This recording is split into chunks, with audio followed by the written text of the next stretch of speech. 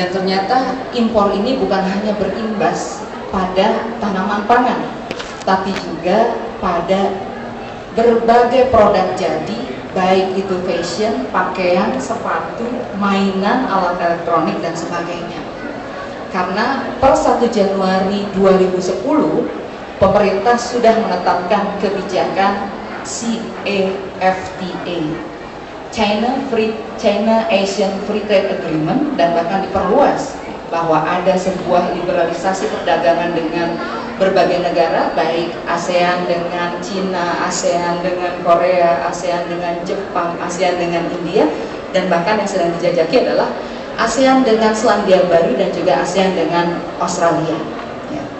Sehingga kita lihat bahwa ternyata menurut data Kementerian Perdagangan, hari ini defisit ekspor dengan impor kita ya, dibandingkan dengan Cina itu terpaut sampai 5 miliar US dollar. Kita mengekspor hanya dalam hitungan 14 miliar US dollar, sementara kita harus mengimpor sampai 19, sekian miliar US dollar. Dan termasuk kita lihat ternyata hari ini ya, kalau dibilang tsunami mungkin terlalu bombastis, tapi mungkin lebih tepatnya air bah, produk jadi yang kemudian sampai ke pasar-pasar tradisional kita, sampai ke pasar-pasar atau bahkan pedagang kaki lima kita, ini luar biasa banyaknya ya. Sehingga dengan promosi yang ala kadarnya, dari karton bekas minuman air mineral ya, dari kardus Indomie dan sebagainya, dengan label impor, ibu-ibu masyarakat berbondong-bondong untuk membeli berbagai produk jadi asalkan mereknya dari luar, harganya 100 sampai 150 ribu. Jadi apapun barangnya kalau kemudian dikasih label impor, ibu-ibu sangat mengejar, tergesa-gesa dan memborong produk impor tersebut. Padahal tentu saja kalau kita perhatikan, tentu dampaknya semakin menurunnya kapasitas produksi yang bisa dilakukan oleh produk lokal, semakin menurunnya tingkat penjualan, dan pada gilirannya sebagai dampak ikutannya adalah semakin banyaknya pabrik yang gulung tikar karena produk lokalnya nggak laku di pasaran. Dan dengan demikian tentu saja pada gilirannya tenaga kerja kita akan semakin berkurang di sektor tersebut. Dan oleh karena itulah kemudian kita berpikir, kalau kemudian pabrik-pabrik yang ada di tanah air, yang ada di Jawa Barat semakin mengurangi tenaga kerjanya, kira-kira akan kemana masyarakat kita, anggota masyarakat kita, warga negara kita mencari pekerjaan? Makanya kalau tadi dikatakan oleh Ketua Panitia, ya apa yang dilakukan pada hari ini sebagai upaya untuk menekan tingginya angka pengiriman tenaga kerja kita ke luar negeri dalam kondisi unskilled ya, dalam kondisi tidak terlatih, tidak berketerampilan ya.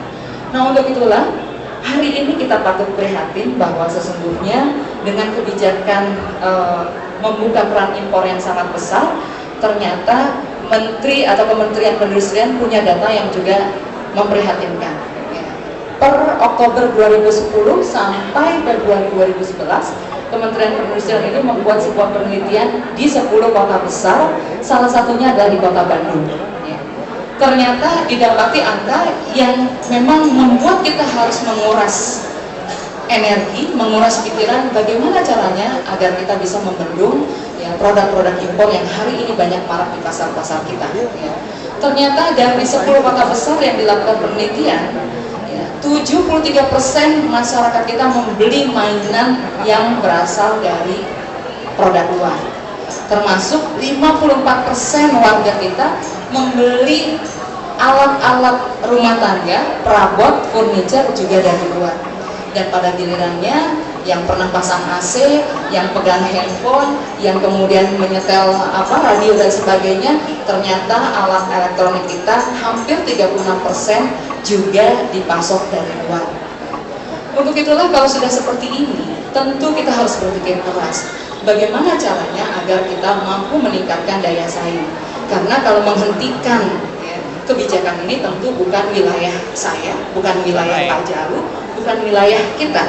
karena memang sudah menjadi kebijakan Kementerian Perdagangan untuk membuka keran impor seperti ini. Tentu itu menjadi wilayah pemerintah pusat.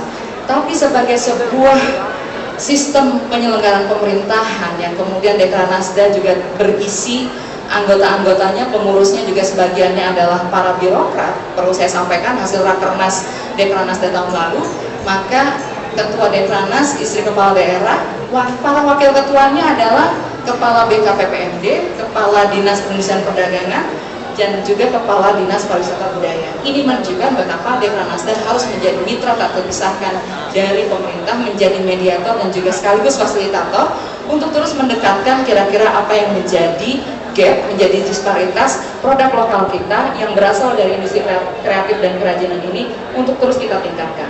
Karena boleh kita simpulkan bahwa ternyata kalau kemudian kita nggak bisa menghindarkan peran impor yang sedemikian besar sudah menjadi kebijakan, maka yang harus dilakukan adalah bagaimana kita mampu memproteksi diri, mampu memproteksi masyarakat kita, dan kemudian melakukan gerakan yang pernah dicanangkan oleh Mahatma Gandhi dengan gerakan Swadesi, yaitu menggunakan produk lokal. Hari ini kita nggak hanya dituntut untuk mengatakan cinta produk lokal, aku cinta produk Indonesia, aku cinta buatan Indonesia, aku cinta buatan Jawa Barat, tapi hari ini perlu pembuktian sehingga apa yang kemudian dihasilkan oleh para peserta Pekan Kerajinan pada hari ini betul-betul memang mendapatkan tempat di hati masyarakat. Mulai dari ujung kepala sampai ujung kaki, cobalah kita upayakan bagaimana kita memproteksi produk lokal itu dengan menggunakan setiap produk lokal yang dimiliki oleh Jawa Barat. Sehingga dengan demikian ada social trust yang terbangun, ada